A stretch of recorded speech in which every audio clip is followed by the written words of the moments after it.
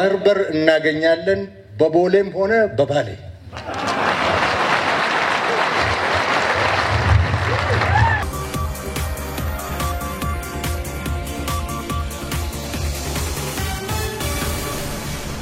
ሰላም ጤና ይስጥልን የተወደዳችሁ የጎህ ቴሌቪዥን አድማጭ ተመልካቾቻችን እንደምን ቆያችሁን? ጥቅምት 15 2018 አበይትና ትኩስ መረጃዎችን ይዘንላችሁ ቀርበናል። ለቻናላችን አዲስ ከሆናችሁ ቻናላችንን ላይክ፣ ሼር፣ ሰብስክራይብ በማድረግ አብራችሁን ቆዩ።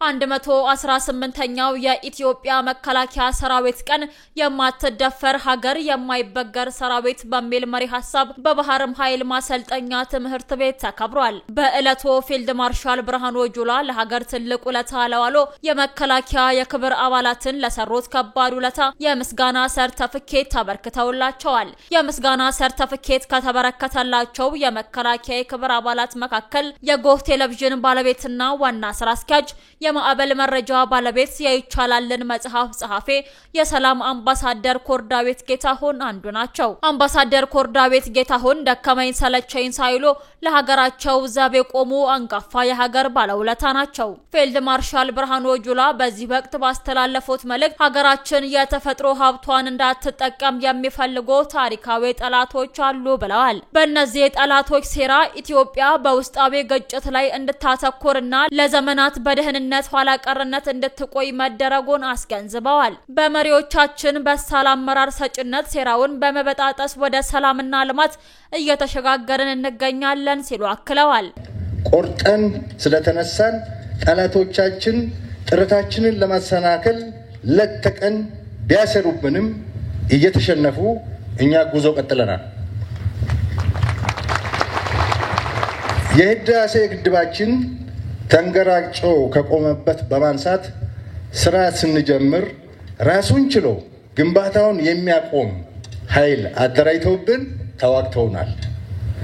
በሀገራችን ውስጥና በሩቅ ርቀት ደግሞ ዙሪያችንን በተቃርኖ በማስተባበርና በሀገር ውስጥ ያደራጃቸውን የባዕዳን አቤት ባይ ባንዳዎችን ለጦርነት በማሰማራት ሊያንበረክኩን ተረባርበዋል።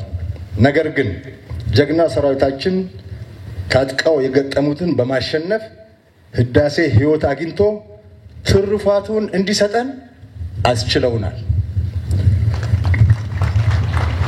በመሪዎቻችን በሳል አመራር፣ በመከላከያ ኃይላችን ጥንካሬ፣ በህዝባችን ትብብርና ቁርጠኝነት ህዳሴ ግድባችን ብዙ ጫናዎችን አልፎ እውን ሆኗል። ኢትዮጵያ ሌሎች ግዙፍ ፕሮጀክቶቿን ይፋ አድርጋ በተስፋ ግስጋሴ ላይ የምትገኝበት ወቅት ላይ ደርሰናል። እነዚህ ተደጋጋሚ የሰላም ጥሪ ተደርጎላቸው አሻፈረኝ በማለት ሀገር በመበጥበጥን ስራዬ ብለው የገፉበትን አሜኬላዎች በመታገል የላቀ የሀገር ውስጥ ሰላም ማረጋገጥና ከውጭ ሊቃጣ የሚችለውን ጥቃትና ወረራ ዲተር ለማድረግ የሰራዊት ግንባታ ስራችን በከፍተኛ ሁኔታ እየሰራንበት እንገኛለን።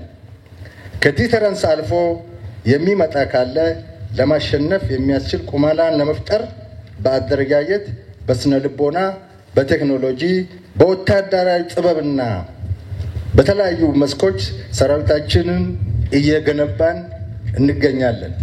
አሁን ላይም የታሪካዊ ጠላቶችንና የባዕዳን አቤት ባይ ኃይሎችን እኩይ ሴራ በማክሸፍ የልማት የሰላምና የማንሰራራት መንገዶችን ጀምረናል ሲሉ ተናግረዋል። ኢትዮጵያን ለማፍረስ የሞከሩ ኃይሎች ፈርሰው የሀገርና የተቋማት ሁለንተናዊ አቅም እየጨመረ መምጣቱን አመላክተዋል። የምድር፣ የአየር፣ የሳይበር፣ የባህር ኃይሎቻችንን ዝግጁነታችንን እያሳደግን እየዘመኑ በመሄድ የእድገት ጉዟችንን ለማደናቀፍ ከውጭና ከውስጥ የሚደረጉ ሙከራዎችን እንደሚያከሽፉና የሴራ መረባቸው እንደሚበጣጥሱት ለህዝባችን ማረጋገጥ እንፈልጋለን። ኢትዮጵያ ነጻነቷና ሉዓላዊነቷ ከትውልድ ወደ ትውልድ እንዲሸጋገር በርካታ መስዋዕትነት መከፈሉን አስታውሰዋል። ላለፉት 30 ዓመታት ተኝተናል፣ አሁን ግን ላንተኛ እንደ ሀገር ነቅተናል ያሉት ፊልድ ማርሻል ብርሃኑ ጁላ የሀገራችን የህልውና ጥያቄ የሆነው የሰላም የልማትና የባህር በር ተጠቃሚነትን እናሳካለን ሲሉ አንጾት ሰጥተዋል። ኢትዮጵያ ሶስት ነገሮች ያስፈልጋታል። አንደኛ ሰላም፣ ሁለተኛ ልማት፣ ሶስተኛ የባህር በር።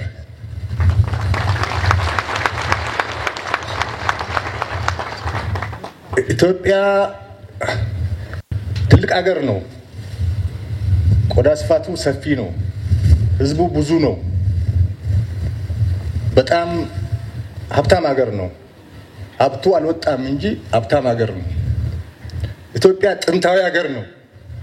ኢትዮጵያ ቀደምት የነገስታት ሀገር ነው። የስልጣኔ ቀደምት ሀገር ነው። ኢትዮጵያ ዝግ መዘጋት አይገባትም። ህዝባችን አሁን 130 ሚሊዮን ነው። በሚቀጥሉት 25 ዓመታት 200 ሚሊዮን ይሆናል። እንዴት በ2 ሚሊዮን ማህበረሰብ ጥቅም የ200 ሚሊዮን ህዝብ ጥቅም ይዘጋል? ፌር አይደለም። ዓለም አቀፍ ህግ አይደለም። ሎጂክም አይደለም። በጣም አሳፋሪ ነው። 30 ዓመት ተኝተናል። አሁን ነቅተናል። ጥያቄያችንን እንቀጥላለን። ሰላምም ልማትም ባህር በርም እናሳካለን።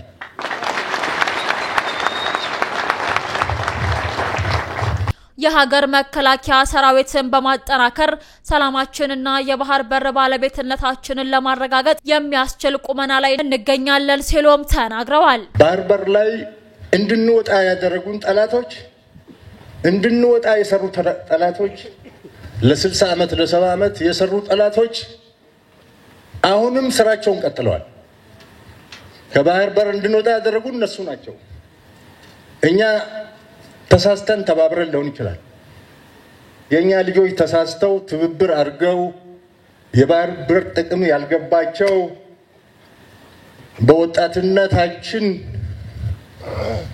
ተቀስቅሰን አምነን እኩልነት መስሎን ትብብር አድርገን ሊሆን ይችላል። ዋነኛው የአጀንዳ ባለቤት ኢትዮጵያን የባህር በር የማሳጣት አጀንዳ ባለቤት ግን ታሪካዊ ጠላት ነው። አሁንም ቀጥሎበታል። መከላከያ ሰራዊታችን እናጠናክራለን፣ ልማታችን እናፋጥናለን፣ ባህር በር እናገኛለን፣ በቦሌም ሆነ በባሌ።